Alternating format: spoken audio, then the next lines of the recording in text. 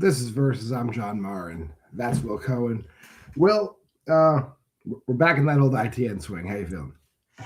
We are back in that old ITN swing. I was this close to going. I feel like a swinger, but I don't.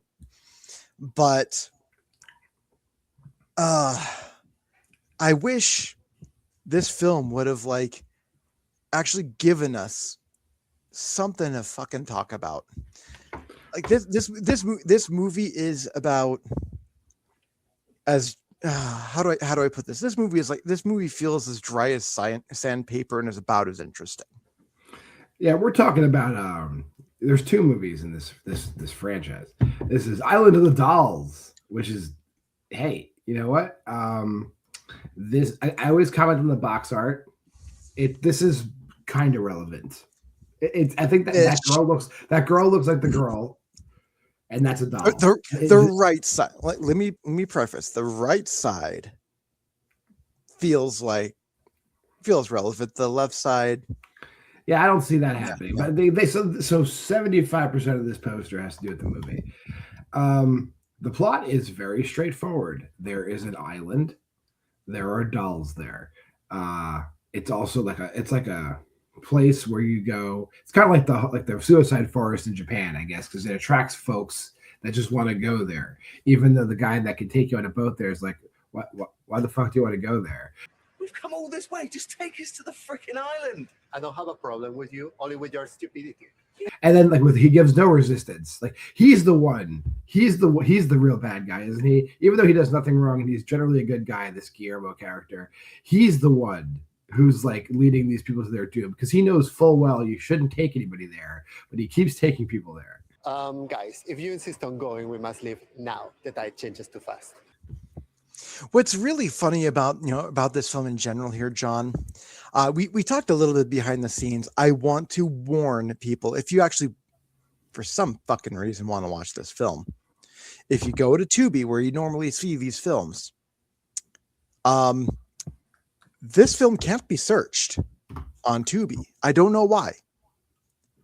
The version you see is a version from 2018 that very strangely has the same plot. Yeah.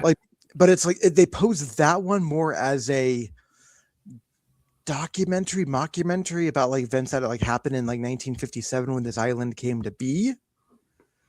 And this movie is about the same story. Yeah.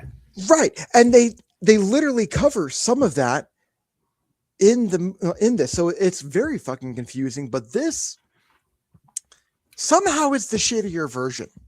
Yeah, so we are talking about the 2023 Jack E. Bell ITN distribution version, which is available on Amazon Prime and the Roku channel. Or if you speak Spanish, you can watch it on Tubi. But the entire movie is in Spanish. I warn you. And for some reason, when you do it on Amazon Prime, it says that the film came out in 2022, which is even more confusing. Somewhere in the early 2020s, this movie came out. Our main character, I believe that is Maria, when she was a young girl. Okay, the backstory of the island is apparently there's this guy, he had a family. He decides one day, I'm going to be a priest, but he's not really a priest because he didn't go through the sacrament of holy orders.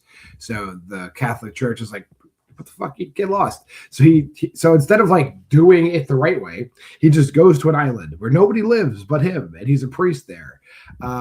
And then some girl accidentally washes up there like a dead body, and he puts her body to rest.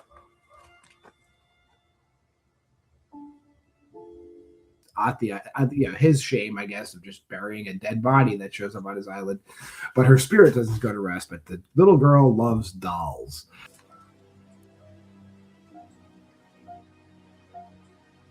So dolls keep washing up on the island. And he just strings them up all over the island to appease the spirit of this dead girl, which I guess works. But then he makes his money by growing crops on the island and trading those crops for dolls.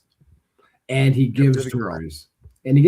So one day, Maria's a little girl. And I got to say, the one really positive thing I'll say about this movie is whoever they cast as the child Maria looks like the adult Maria. Good job. That's the only good thing I can say about this movie. And then he gives her the doll. I'd like you to have this one. I've never forgotten that moment. He gives her a doll because she's looking at a doll, and just fucking ruins everything for everybody, because now the island becomes like an MTV Fear location because he did that. Yeah, and the cast of characters that they have that we're following along feels like people who wanted to be in Book of Shadows, Blair Witch 2, but couldn't act douchey enough. Yeah. And so they cast them in, they put them in here. It's a random assortment of people. It's the a very most random characters. Well, we have like podcasters, we have like vacationers, we have people who bitch about keyboard sounds when they try and sleep. The one thing that all four of these actors have in common is that there's six of them. There's six of them. You're right. There are six of them. That all of them have in common is that their acting range goes from like third tier community college acting to like the kid, the kid that Chrissy Wana's kid. Let's go through the characters. You have Maria, the main character, the one who took this doll and has lived her life in possession of this doll, fucking up the earth for everybody else. Her boyfriend, Oliver, who she treats like shit. Thank you would be nice. I mean, I'm not the one who chose to come here. Why are you trying to cause an argument? Me? You're the one with the attitude. Do you know how I am after having up? Like it's like not even like it's just established from the very beginning that like this guy can't even open his mouth without her like absolutely like running him through. It's like that's how they establish that she has issues. Like she just like this you cannot figure out why this guy is with her. That's the whole thing. He likes to take pictures. That's his whole character.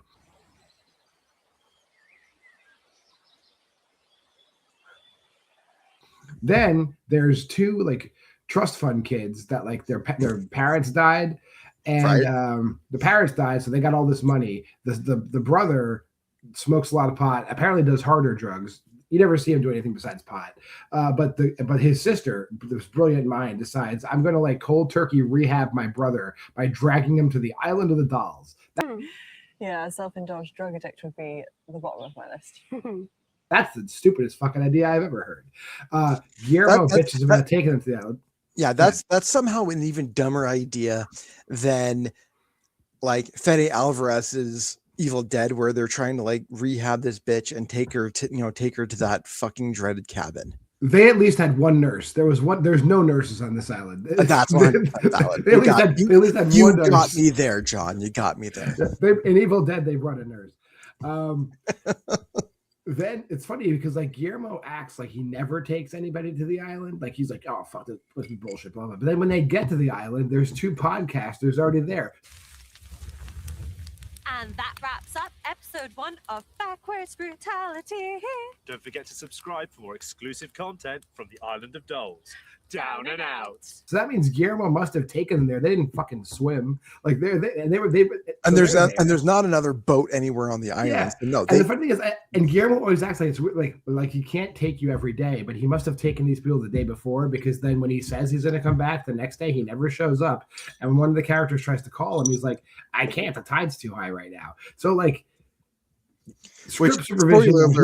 Yeah, spoiler alert, the tide never gets higher than this. Yeah, we're not talking about crazy tides here. This is like clearly off the coast of England. It's fine.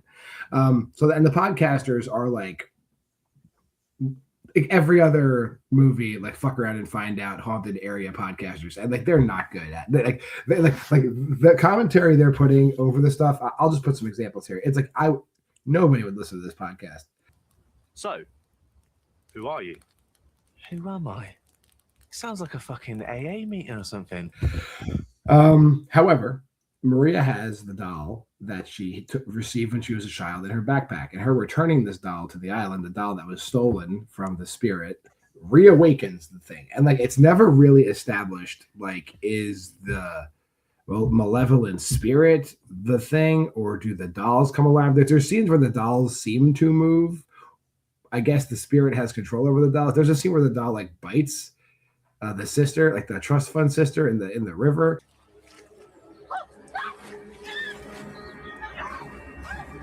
And it's like that's the only time a doll ever like does anything like that. I think maybe they learned their lesson from Punch and Judy and going, okay, dolls attacking people is not okay. Let's just have some weird bitch. This came out before that. So I don't know. Oh shit, you got a point. Yeah. So maybe they saw a rough cut and said no. I don't know. Punch and Judy was them trying to improve on this theme, I guess.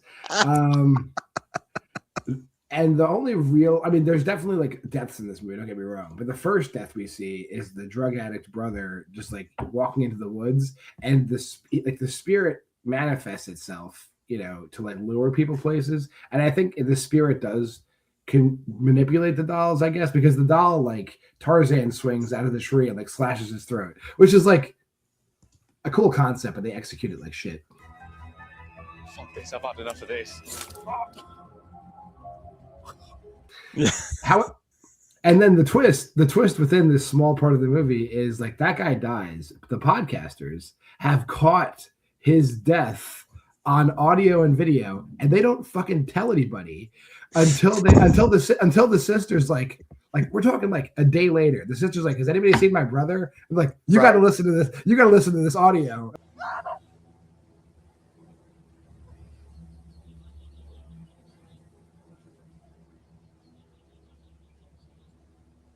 Like, who the fuck does that to somebody else? She's like, oh, which is probably like the best acting in the whole movie. But that's such like whoever wrote that is like not a human being. That is not something people do. Like that. Like if you would have put that scene in like, for instance, clowns in a cornfield, it would have at least made sense there, because that's so fucking stupid. The tone is right for that movie. This movie doesn't have that kind of tone. No. Yeah. Like hell, that's like Spiders on a Plane tone. Like that would have fit perfectly in there. Here, they're taking everything else so fucking seriously. That scene makes no sense.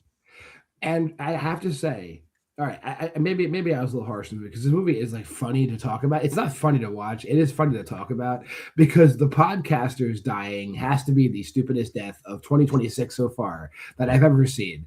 It is like, it's like in, like if you're a big fan of professional wrestling, there'll be like a battle royal, and like two of the wrestlers are clearing house. They're throwing people left, they're throwing left to right, and they slowly back up. And they don't realize that there's another wrestler behind them. And then they back up into each other. And they do the startle and they turn around. Except in this instance, both of the podcasters have hunting knives. And they turn around and spin and perfectly stab each other in unison and die.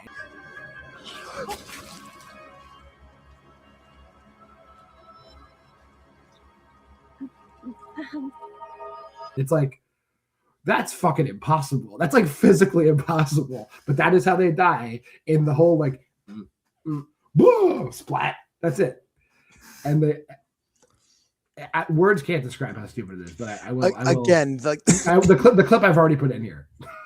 Again, like had that been in a movie with that tone, it would have been perfect. But that's not consistently the tone of this movie. This movie is there's no laughs. It should be played for laughs, but it is not played for laughs. Right. This movie is only like about 75 minutes long, and like almost the entire movie is just very, very fucking seriously. It's all played out like almost monotone serious. And so for them to have shit like that in there, sadly, is a mark against the film. Yeah. Here's like the twist, I guess. They mention several times in dialogue that the priest had died. Like the priest has died. And Maria actually even goes into the priest's house when she gets to the island. She goes in there and like walks around.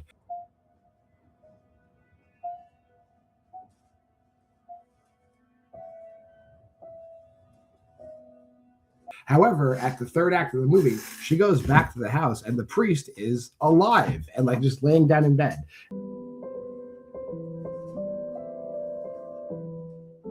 I didn't expect this to happen. And but even though they said he died and nobody was in that house, and he's clearly sick, and he would have been there, and it's only a day later, but he's there. They go through the whole thing where she brings the doll back. Now all of a sudden the doll has powers where it can possess people, so it possesses the rich sister. Oliver. I'd be careful if I were you.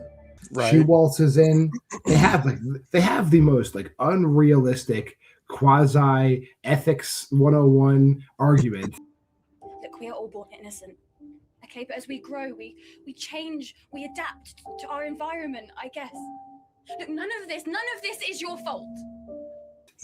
That where people do not talk to each other the way they talk to each other in this scene, and appealing to the humanity with the also giving the doll back like causes like a slight distraction, and then apparently the possessed body of the sister has like a Zippo on her, and she flicks that Zippo and the whole house goes up in like 2 seconds.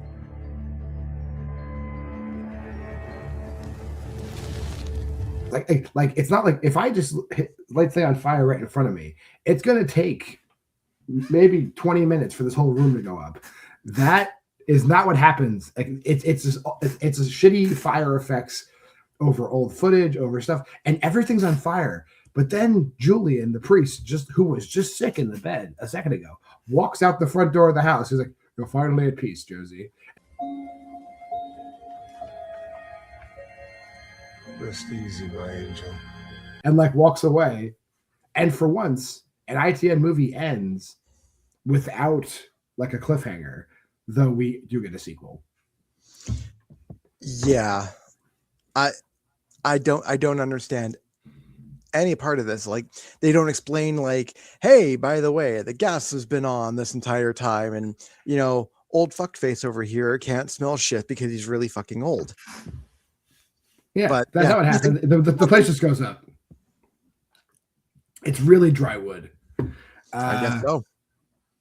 That's it. That's the whole movie. And there is a sequel we'll cover next week. But for now, we'll go to our fresh new ratings.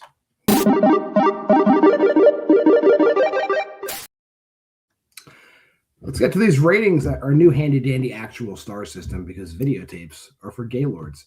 I'm at 1.5.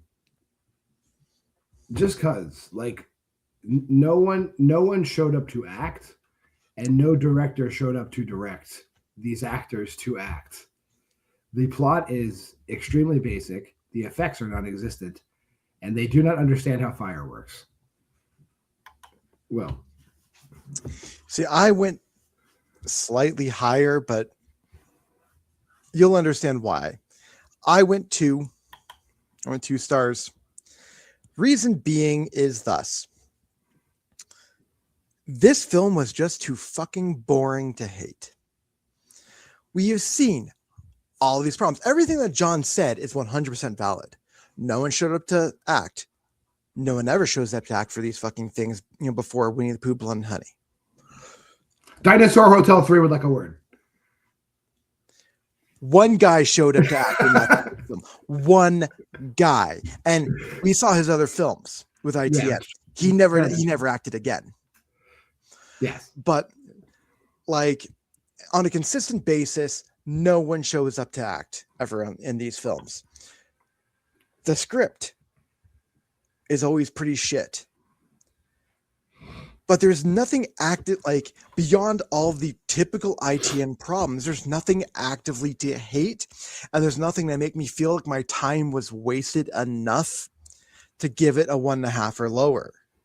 So it's very blasé, and blasé gets 2. All right. Next week, there's this movie. Which, speaking of 2, She's Ready to Play. Island of the Dolls 2. I guess her spirit is not at rest. Though, knowing ITN, I imagine the plot will have nothing to do with the first movie. We'll find out next week. Until then, if you made this far in the video, like, comment, subscribe, share. Go to the Facebook group at Why We Love Horror. You can check out our Letterboxd challenge here, the third annual Why We Love Horror Challenge 2026. That's fun. We also cover that in the watch along show every Thursday. But until then, I'm JWMaher. That's Will Cohen. This has been Versus. Here's the rest of the schedule for the week.